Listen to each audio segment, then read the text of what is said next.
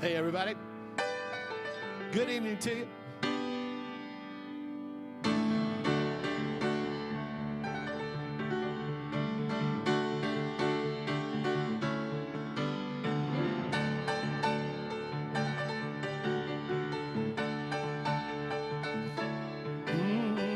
We have come together as a family.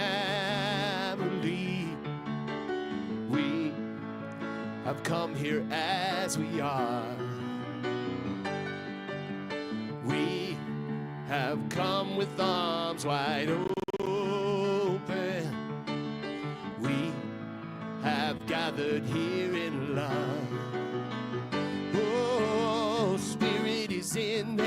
Spirit is in this place. Spirit is in this, Spirit is in this place.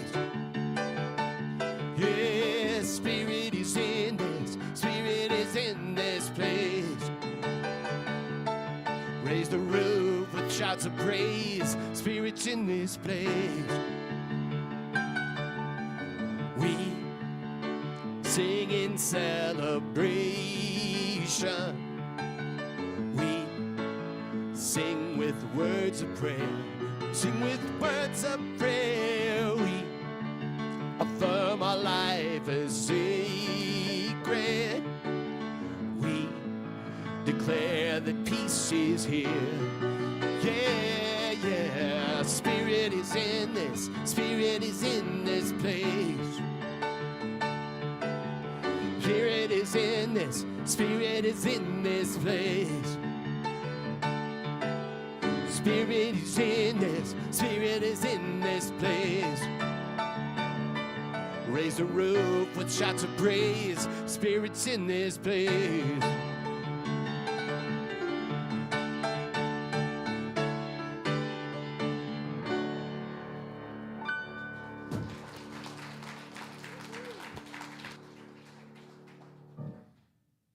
Hello, hello.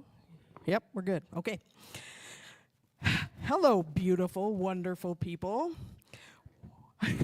Welcome to Center for Spiritual Living, Northern Colorado, and welcome back, Reverend Leah. Yes.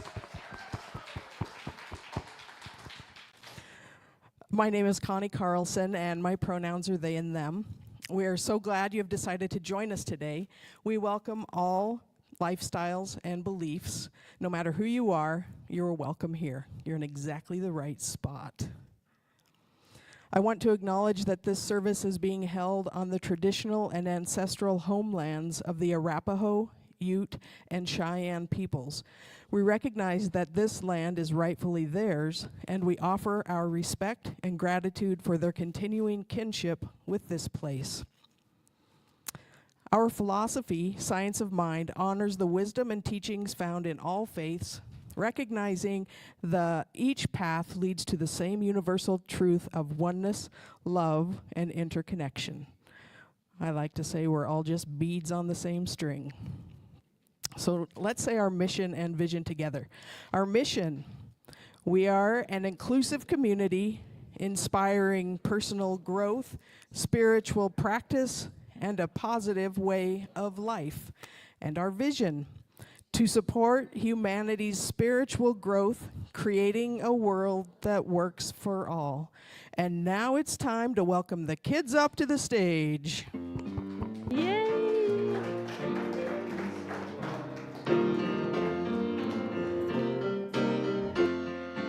Here we go. Oh, God is everything there is, so I am part of God. I know there's lots of good for me and everybody else. I'm thankful and grateful for everything we have. So I let go of this prayer, and so it is.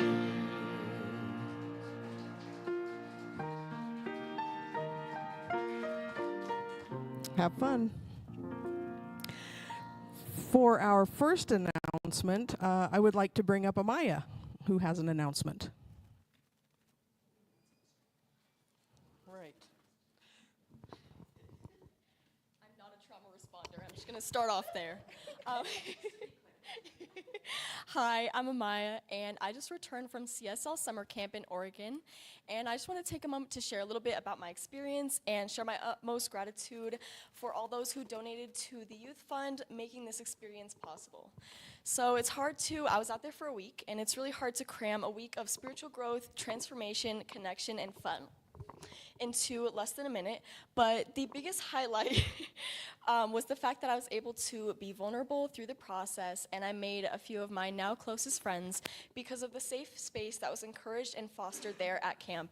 And I'm so grateful and blessed for those who donate to the Youth Fund, and even those who didn't, that still show up to support this community and the many opportunities associated with CSL. So thank you guys so much, and I appreciate all of your support. Thank you.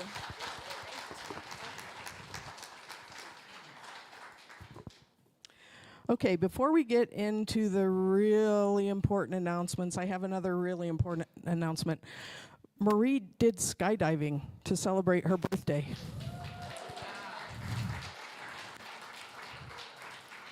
I just can't even move on before we get that out of the way, because wow, okay. Okay, because it's a new month, we have a new outreach. The August outreach. It's dedicated to supporting the behavioral and physical health of first responders, frontline workers, and their families through prevention, intervention, and education. FRTS, First Responder Trauma Services, provides vital tools and 24/7 access to care, empowering them to prioritize their well-being, prevent crisis, and continue serving others with strength and resilience. And it's our pleasure to support them during the entire month of August. One Sweet Summer Concert. Join us for a fun evening out at the One Sweet Summer Concert on Wednesday, August 13th from 5:30 to 8:30 at the Foundry Plaza in Loveland. We'll meet at the bandstand at 5:30 to find a spot together. We'll enjoy live music from Girl Crush, so bring a picnic or grab some dinner downtown and settle in for a great night of connection and community. Speaking of connection, how about some coffee and connection? Two words that work very well together. Join Rev Leah for coffee and connection on Wednesday, August 14th from 1 to 2:30 p.m. in Loveland. This casual gathering is a chance to drop in, share what's on your heart, and enjoy some meaningful conversation over a warm cup. Everyone is welcome, just come as you are. And the annual picnic. Mark your calendars for our annual community picnic on Saturday, August 23rd from 11 a.m. to 2 p.m. in Fort Collins. We'll enjoy a potluck meal inside with AC, with fun lawn games like croquet, ladder ball, and cornhole just outside. It's always a joyful time to relax, laugh, and connect as a community. We hope to see you there. To register for any of these amazing opportunities or to learn more, be sure to sign up for our weekly e-newsletter. It is really the best way to stay up to date with all the latest happenings. So you can subscribe at cslnoco.org.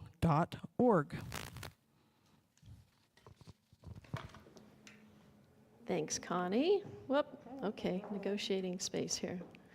All right, we're gonna slow down a little bit. Hello, everyone. So let's all just take a deep breath. And breathe out. And on the next inhale, you're just going to say to yourself silently, centered in love, I choose peace.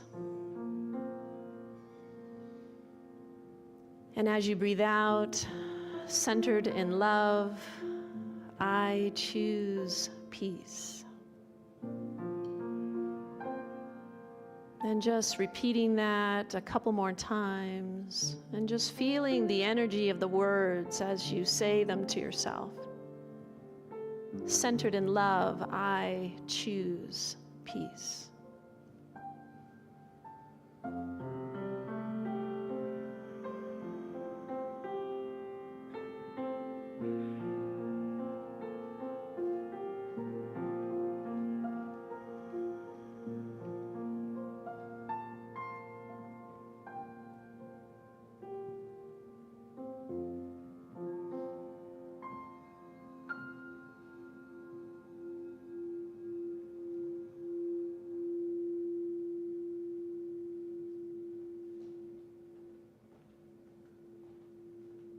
And as we feel that vibration moving within our heart, we feel gratitude.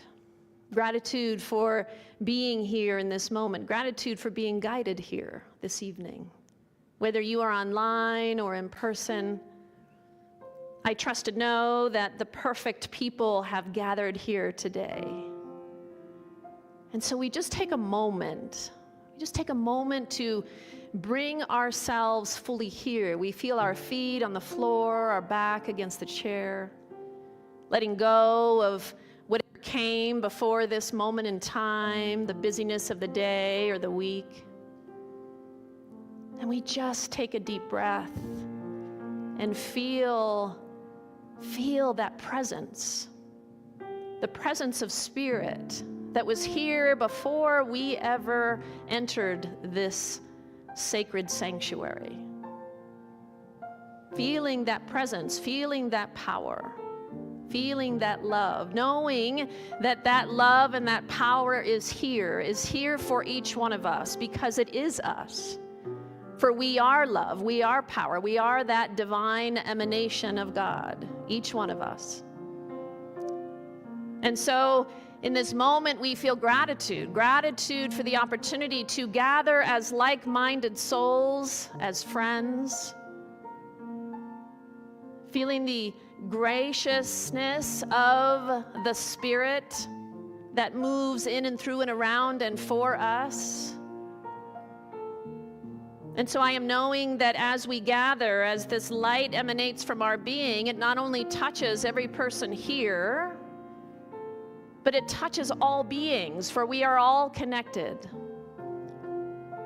So right here, right now, we know that our light goes out and it connects with every being on this planet, touching them, surrounding them, holding them, reminding them of who they are, whispering in their ear, "You can make it." And so with a grateful and full heart, we release this. We hand it over to the divine that always says yes. And with that, we simply say, "And so it is."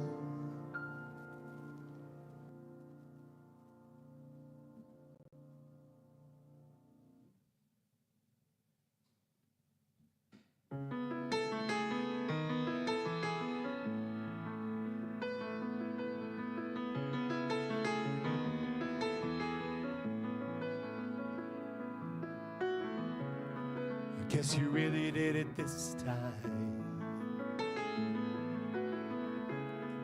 Left yourself in your warpath. I lost your balance on a tightrope. Lost your mind trying to get it back. Or wasn't it easier in your lunchbox days? Always a bigger bed to crawl into. Or wasn't it beautiful when you believed in everything and everybody believed in you? It's alright, just wait and see. Your string of lights is still bright to me. Oh, who you are is not what you've been. You're still an innocent. You're still an innocent.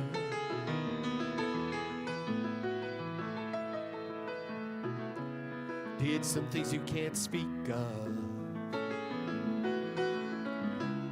but at night you'll live it all again. You wouldn't be shattered on the floor now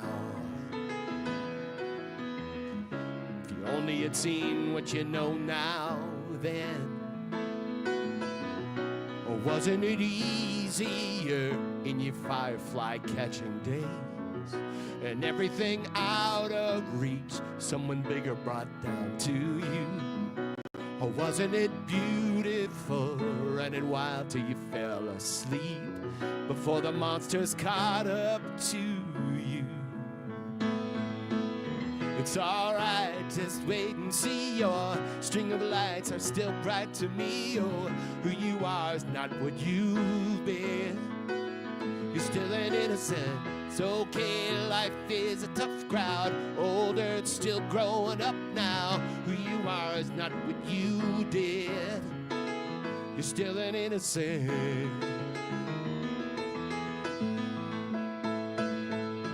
Time turns flames to embers. You'll have new December. Every one of us has messed up too. Minds change like the weather. I hope you remember today is never too late to be brand new. To be brand new.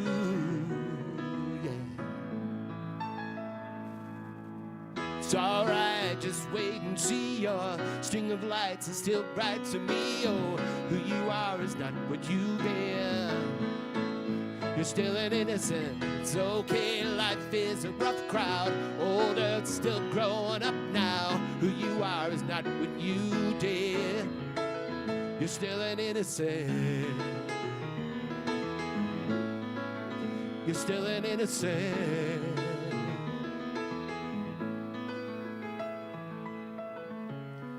Lost your balance on a tightrope.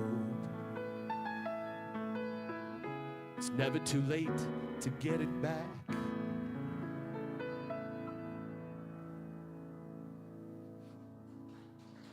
Beautiful.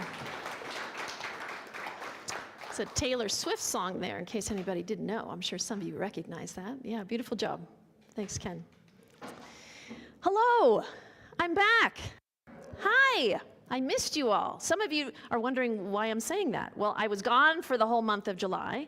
I took a little sabbatical, a little break, and I want to start my talk out today with a little sharing, a little, share and tell. Is that the right word? No, whatever. Show and tell, not share and tell. Same thing, you know, right?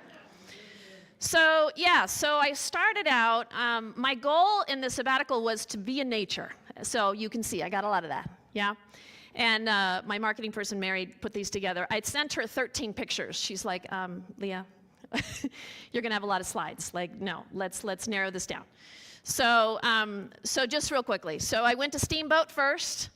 The waterfall is Steamboat. That's Fish Creek Falls. If you've never been there, it is so beautiful. So that was from that. Then I went to Estes. So the rainbow is Estes. That's Estes Park there. And then I traveled to California. I went to Trinidad, California. And so the beach there, that's Trinidad. So beautiful. And then I went up to the redwoods. And the pictures in the middle there are from the redwood forest. Yeah. So she added just living my best life. I love that. Yeah, so I just had to share a couple of them. There's a lot more on Facebook if you're connected to me on Facebook. And I have many on my phone as well if you want to see more. Yeah, especially trees. Lots of me looking up at trees like this. You know, lots of those pictures. So I was lucky to get this one. A nice person took a picture of me. Yeah, so I'm glad I did that so you could see the perspective, right? They're amazing. Amazing. So thank you all for supporting me in that, particularly those that supported me financially. I did the whole trip, the entire month, without really spending a dime of my own money. So thank you to this incredible, generous group of beloved souls. Yeah. All right. So here we go. Wounds to wisdom. You ready? You ready to dive into that? I probably could have chosen a little different talk title. You know, you see that, you're all here, so you showed up. But, you know, you see the word wounds in the title. It's like, oh, man. But we got to talk about that, don't we? We got to dive into that. So, you know, when I was in California, I visited, for a brief time, I went to Placerville, California to visit my family. I have an aunt and an uncle and a cousin there. And I try to visit them once a year. I don't have a lot of family, so it's important to me to connect with them. This is my mom's twin sister. My mom has passed, but my aunt is still alive. And my cousin Ty, we're at the same age. We're only a few months apart. When my aunt was pregnant, she called my mom, I'm pregnant. And then 3 months later, my mom said, I'm pregnant, you know. So we grew up together. Ty, what an interesting guy he is. He's, from the time he was like 17 years old, he was buying and selling classic cars, if you can imagine, at a young age. super motivated, engaged in life, friendly, talkative. Everybody loves him.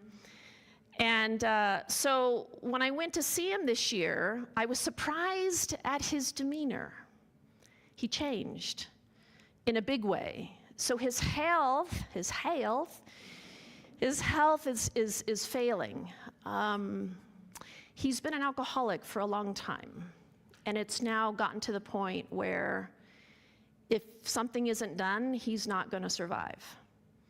He's not eating. He's having a hard time walking. He's got neuropathy in his feet. He's 56 years old, and he's got all kinds of issues. I was sitting next to him in the car. We went to lunch, and I look over at him, and he's so skinny. I mean, no kidding. His arms are like this. His legs, I mean, he's so skinny, and it looks like he hasn't shaved in about 3 months. So his hair is just, all over his face. And as I looked at him, my heart just broke. Do you know that feeling? When you love someone and you know that they're hurting, and you look at them and he's a shell of who he was a year ago, just a year ago. Now, my aunt and uncle are doing everything they can to help him. They're getting him into doctors and counselors, and they even got him on a wait list to get into a rehab facility, and he's open to that, thank goodness. But when we look at somebody like that who is not doing well, what goes through our minds? When that happens, and we've all experienced that, we want to do everything we can to help them. We don't want to see them suffering, yeah? It's painful. It's painful to look at. We don't want them to be in pain. And it's the same when we look out at the world. Yeah, there's a lot going on in our world. When we look at Gaza, I really tried to not look at the news too much when I was away, for obvious reasons. But I returned and I started looking at some of the things and what's happening in Gaza, the humanitarian crisis that's going on there, and the people that are dying every day, and the children. I mean, hundreds and hundreds and thousands of people are starving to death, literally starving to death. So when we look at things like this, our heart breaks. You don't have to be an empath, yeah? Our heart breaks for it. When I was on my sabbatical, Ram Dass kept popping up on my YouTube feed. It's interesting, do you know how that happens? I love algorithms. Do you love algorithms? Oh my God, it's amazing, right? Like the perfect spiritual teacher, the perfect message shows up when you need it. Yeah, at least that happens for me. So Ram Dass kept popping up. All his lectures are out there, if you didn't know that. And so I listened to him a lot during my month away. And one of the things that he shared in his lecture, one of his lectures that I listened to, was how he used to sit at the bedside of people who were dying. That was something he did a lot of. And when he would sit by their bedside, he would pray that their pain would be taken away. He did that for a long time. That was something that was important to him. And then one day, he was sitting next to this, I think it was a woman, who was in excruciating pain as she was transitioning. And he was sitting there with her, and he was about to pray for what he normally would pray for, that the pain would be taken away, and he found himself getting choked, like the words just stopped at his throat. He couldn't say them. They just wouldn't come out. And what came out instead was, may they get from this experience whatever is for their highest and best good. May this experience enlighten them. May this experience free them. So he said, I realized I needed to stop second-guessing God. I needed to stop doing that because there is a perfection, isn't there? In all things, in all experiences, no matter what it is. Do you know, why is it that certain souls sign up for what they sign up for? The people in Gaza, the children, the families. Why is it that these souls have signed up for that? We have no idea. We can't possibly know why someone has chosen the experiences that they have chosen in this life. Because, on some level, we choose these things. We can't possibly know how their suffering is serving them, how it's serving them in their awakening. But what we can do is we can trust. We can trust that something bigger is happening here. We may not understand it, we may not like it, but we can trust that something bigger is going on here. Can you do that? Maybe. And this is true for our own lives as well. When we are suffering over something in our life, and I'm using the word suffering, and that's a big word, but when we are going through something hard, whatever that is, don't you want to go back to a time when it was easy? Right? When it was simpler, when it was more peaceful, when it was just easier. Yeah, that easy button, right? We wish we could just press that button and go back. Ram Dass, he said, only when you are lost in your psychology do you damn your suffering. When you are a soul yearning to get free, you use your suffering. You use all of it to get to God, to get liberated.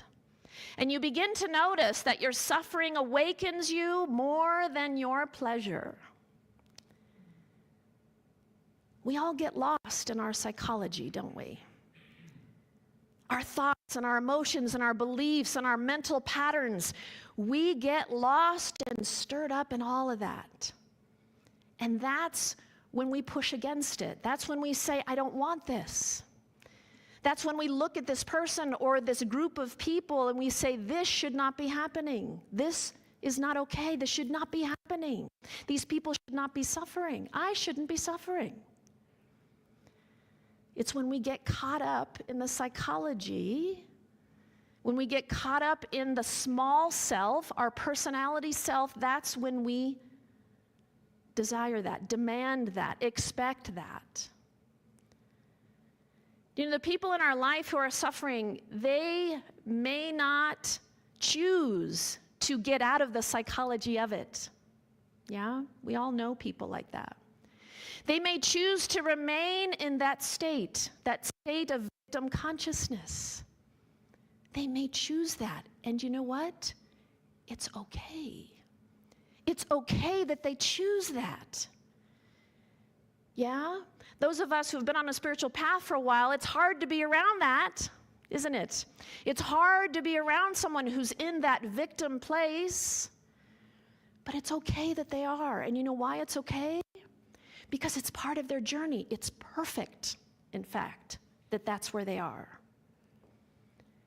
And as we watch them go through their suffering, as we watch them go through their journey, we get to do our work.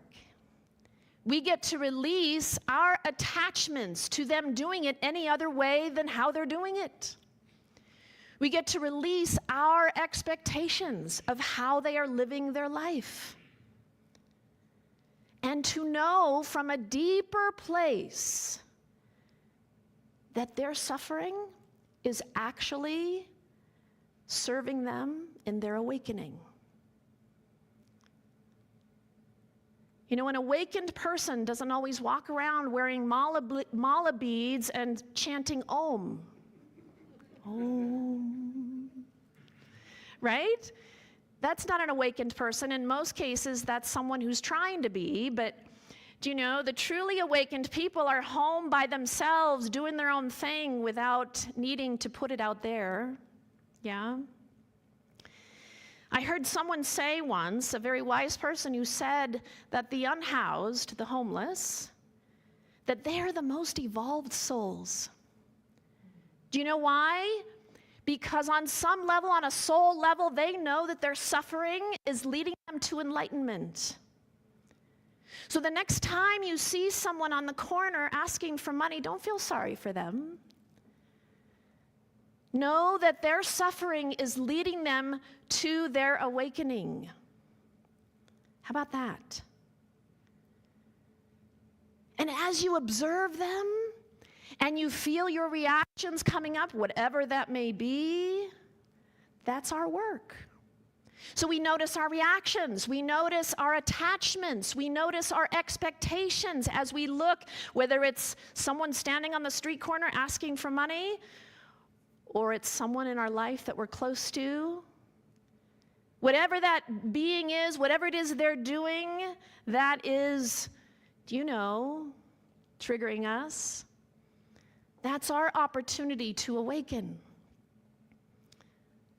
Now, it doesn't mean that we seek out suffering. It doesn't mean we look for it. But Ram Dass said, we just don't knock it. We don't push it away. And if we have some challenge, disease, or condition in our body, we all got stuff. I don't care what age you are, right? We all got stuff. I got back stuff, and sometimes I got hip stuff, and I had a shoulder thing, which is almost healed now, by the way. Yeah. All of it is a vehicle for our awakening, if we can look at it that way. Now, I'm just talking about physical stuff. I could do a whole talk on the mental, emotional, right? That's a whole other realm. All of it is a vehicle for our awakening. This is what Ram Dass talked about. It's a vehicle, if we choose it to be. He talked about how a conscious being uses everything for our awakening. Nothing goes down the disposal. Only Ram Dass could get away with saying it that way, if you know his work, right? Nothing goes down the disposal. Everything can be used for our awakening. But it's up to us. Yeah, it's up to us.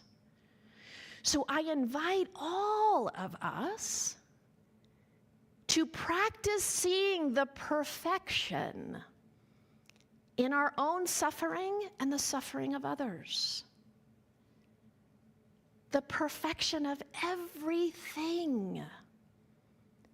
Everything is here to help us awaken. And when we can see that for ourselves, we can see it for somebody else. So then we stop judging people for being in that victim place. We stop judging people for not being on a spiritual path. We stop judging people for not being where we are. Or whatever it is, yeah? Not everyone's going to make decisions and choices the way we would. We would love it, right? We would love it if everybody would do things the way we would, because we think we're right. Maybe that's just me. I'm assuming not. Not everybody is capable of looking at their suffering or willing to look at their suffering. Yeah? Or aware enough to recognize that their suffering is actually leading them to their awakening. However, every single being on this planet, every single being, whether they are aware, awake, or not, we are all awakening. We are all awakening. We are all just going at our own pace, in our own way. We each have our own timeline. Some are faster than others. Some of us are really slow. And it's okay, right? It's okay. Cheryl Strayed said this: "The place of true healing is a fierce place. It's a giant place. It's a place of monstrous beauty and endless dark and glimmering light." Boy, isn't that the truth? True healing is a fierce place. If you've ever experienced true healing, it is fierce and it is magnificent. Ernest Holmes, our founder, he talked about how healing is revealing. It is revealing. But something can only be revealed to us if we are open to hearing it, receiving it. Yeah? Otherwise, we just miss it. It goes right over us. if we are willing to ask the questions, the hard questions, what is this trying to reveal to me about my life? What is my own suffering trying to reveal to me? What is the suffering of this person over here that I can't stop thinking about? What is that trying to reveal to me about my life? What is this condition, this ailment, this back thing, this whatever it may be? What is this trying to show me, to teach me? For every one of us, there is something that is trying to make itself known to us and through us. We just have to listen. And I'm actually doing this, but it's really coming from here. Do you know, we can go to a guru and a therapist and a spiritual teacher. We can go to all of these people and a shaman. But you know, because we go to these people because we want answers, don't we? We want them to tell us that we're going to be okay. But the only way to know that we're going to be okay is actually to get into the silence, is to go into nature, is to be alone. This is why meditation is so important. Contemplative exercises like journaling and just being alone, even for 10 minutes. Ram Dass shared, you know, his practices, he would do a little reading in the morning, and then he would meditate for 15 minutes. That was it. That was all he did. Doesn't mean you have to do it for hours. Doesn't mean you have to wear mala beads. Do you know? But going into the stillness, that's where the answers are. If we remain on the surface, we will miss the lesson. If we remain on the surface, we're going to miss the lesson. Daryl Anka, some of you know who this is. Daryl Anka channels a being called Bashar. I've been following him for a while. He's been channeling Bashar for probably 35 years. Quite extraordinary. And at one of his events, this woman stood up and she said, I have this autoimmune disorder. I've had it for 16 years. And before she could get out the next word, he said, congratulations. She was a little taken aback by what he just said. And then he said to her, what have you learned over the last 16 years? And she said, she got kind of excited. Oh gosh, well, I've learned the things I should eat and the things I shouldn't eat and how important exercise is. And he stopped her, he said, no. What have you learned? And she paused for a moment and she said, well, then I don't want to experience this anymore. And he started to get stern in his voice. What have you learned from your experience? And she said, I guess I don't know. He said to her, you cannot get to the deeper level of what it is that this experience has taught you without doing the work. If you don't continue to go at a deeper level, if you're not willing to go to a deeper level, you're going to continue to suffer. So if we stay on the surface, we miss the lesson. Do you know, Ernest Holmes talked about a pill and a prayer, right? When we have an ailment, we take a pill. I just went to had this exam done, this thermography thing, based on the heat of your body. I got all kinds of things going on. I feel pretty healthy, but my kidneys, my liver, my teeth, I got all kinds of things going on. I am now doing a detox cleanse. And I'm now working on the blocks. My lymph nodes are all blocked up. I got lots going on. I'm not afraid of that. But what it's telling me is, okay, here are my choices. So one, take the supplements to flush out your body. Number one, I'm doing that.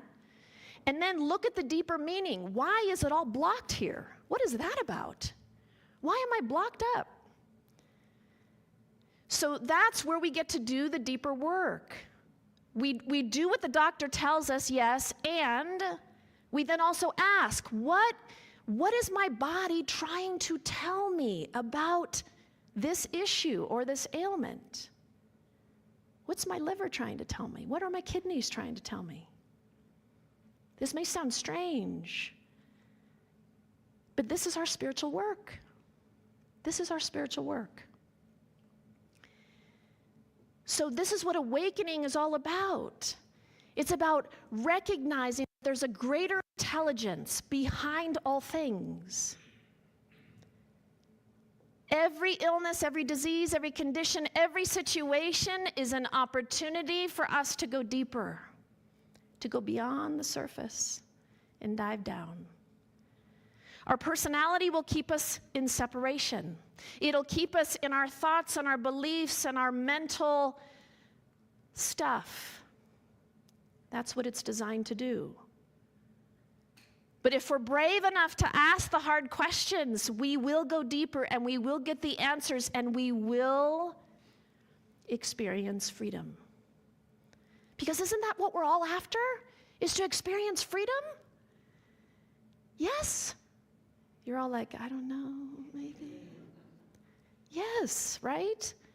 I mean, it's joy, yes, and it's happiness, yes, and it's peace, yes, but ultimately what we're looking for is to experience freedom, to be free. In the Buddhist tradition, when one is dying, do you know they don't believe in medication? When they're on their deathbed, because they believe that suffering is samsara, that they go through this cycle, right, of birth and death and rebirth. And the suffering and feeling all of it is part of the journey. Because what it does is it deepens their awareness.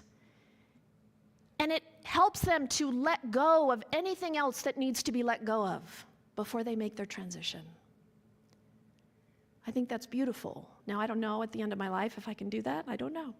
We'll see. But the point is to embrace our suffering and to recognize that there is something much bigger at play here.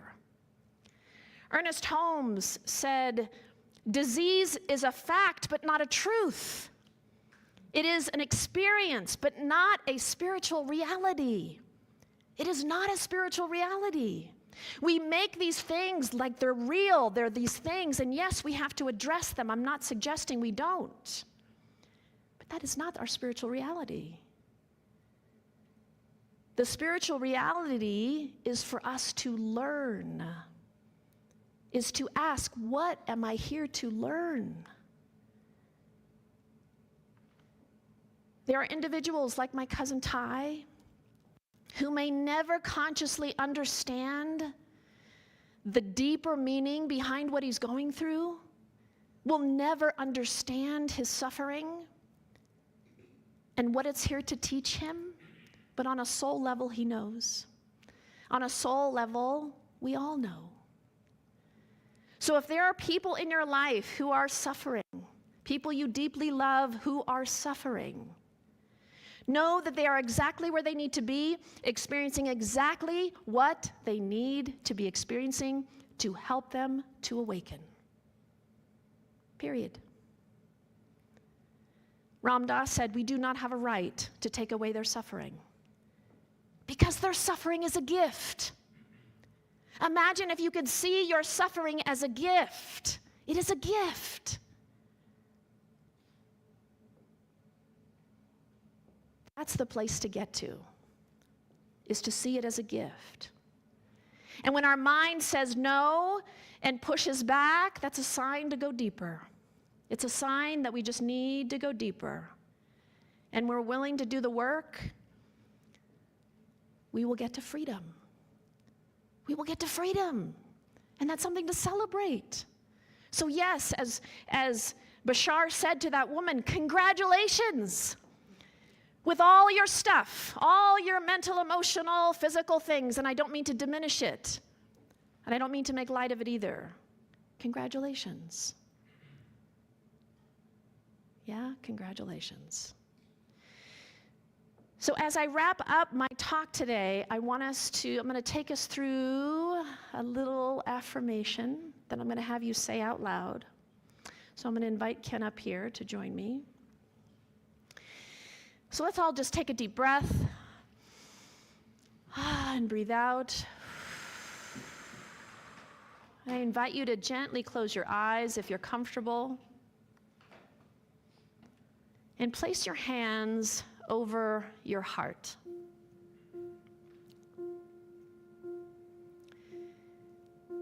And I'm going to say a series of sentences, and I just invite you to say these words out loud after me. And really feel the energy and the vibration of these words as you speak them. I trust in the divine intelligence that lives at the center of all life. Even in the midst of pain and uncertainty, I recognize that suffering is not a punishment, but a sacred invitation, an opportunity to awaken and to soften, and to return to the truth of who I am. Every experience I face is part of my soul's journey toward freedom. I no longer resist what is before me. Instead, I open my heart to the wisdom it holds. Whether I am walking through joy, grief, ease, or difficulty, I walk with Spirit, and Spirit walks beside me. There is nothing broken in me. There is only light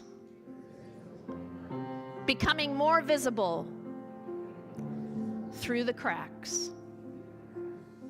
I release the need to fix what I do not understand, and instead to trust in the greater unfolding. I bless those I love who are walking their own sacred path, even when I cannot comprehend it. In this moment, I remember healing is not always the absence of pain, but the invitation to awaken. I breathe in peace as I embrace my awakening and the awakening of all. I am free. I am free. I am free. Take a deep breath. Blow it out. And join me as I move into a closing prayer. And so in this beautiful moment, we know that what has just been stated powerfully, we know that these words are now integrated into our heart, integrated into our system, that the energy behind them has already set something in motion for each and every one of us. That as we go out into our life, that the energy behind this is guiding us and showing us the way and supporting our growth and our evolution and our awakening. And so I am just so grateful for this moment, so grateful for this gathering, so grateful for the work that I know that we are doing. And so I say congratulations to each one of us for the work that we are doing, for the work that is before us, for the work that we are saying yes to. For as we say yes to our own individual work, We give silent permission for all beings to say yes to their work. And as we do that, it then begins to transform the consciousness of the planet which we are all a part of. And that is something to celebrate. And so with great gratitude for this moment, for this time, we release it. We let it go. And together we say, and so it is.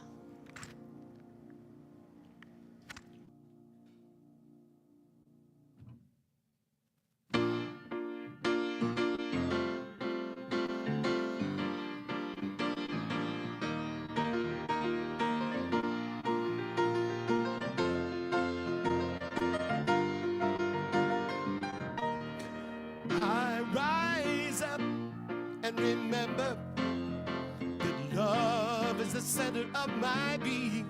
I rise up and release all illusions that seem to defeat me. There is an opening in my heart to release all that is dark, and up from the ashes I will rise.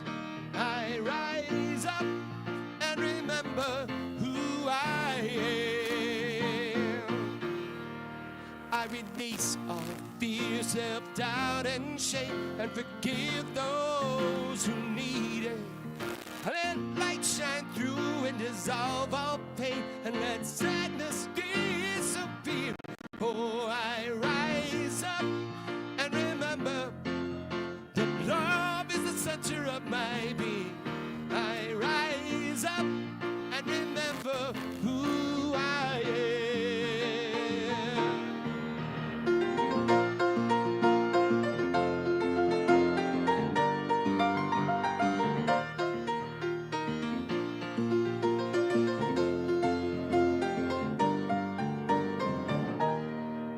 I am joy, I am peace, I am love, I am free, I am infinite possibilities.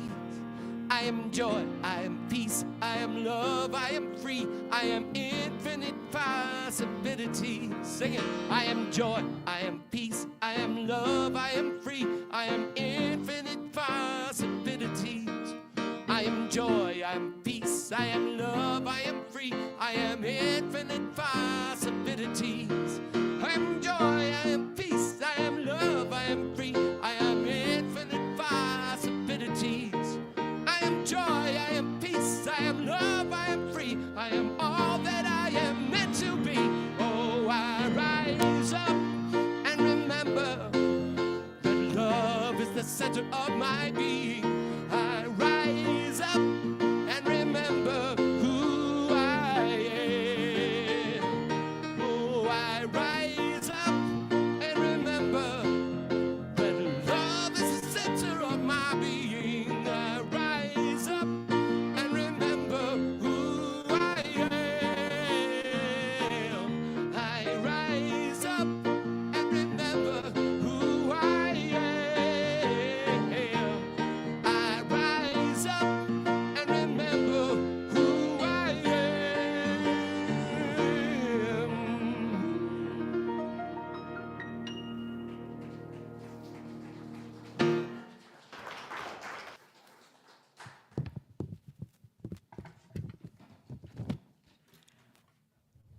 Wow. Thank you. What a blessing, huh? Yeah.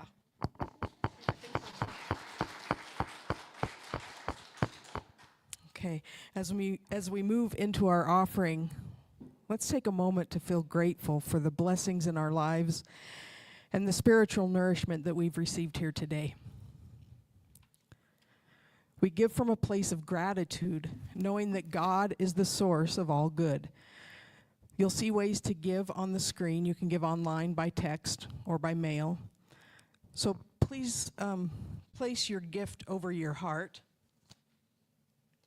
and join me in saying our offering affirmation together. Money is God's love in expression. Since it is never withheld from me, I choose to give freely of all that comes to me from the one infinite source. There was a time in my life it all for myself. Didn't know the grace of God was sufficient, or the love of God was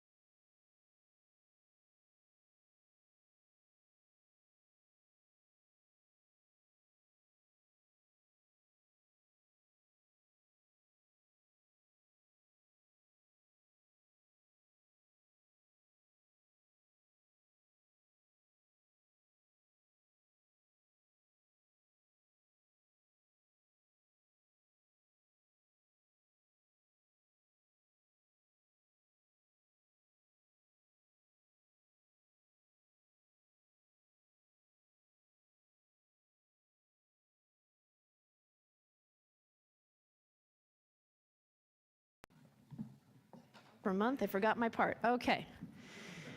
All right, so I just bless all the abundance and the prosperity that is flowing into this divine and beautiful community. I'm so grateful for all the flow that is just coming in. And so we just bless this, and we know that it continues to support the work we do now and in the future and always and in all ways. And so it is. Thanks, Matt.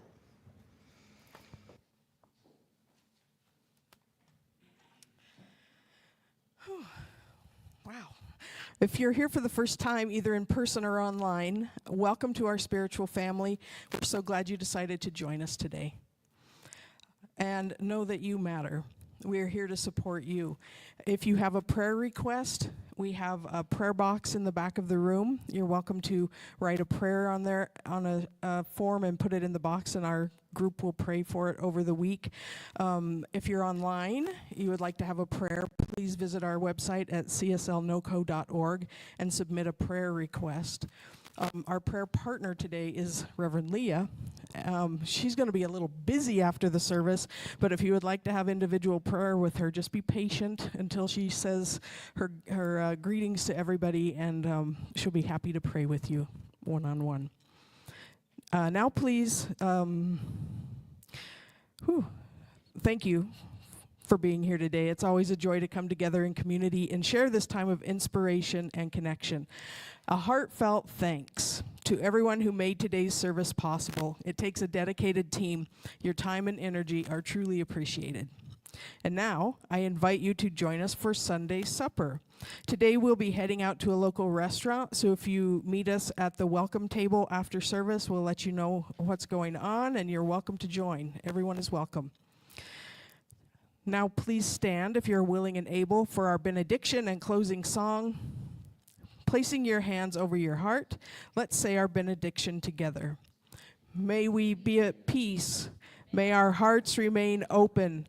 May we awaken to the light of our own true nature. May we be healed.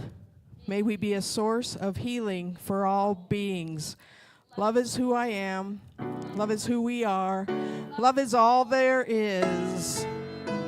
For years I would talk about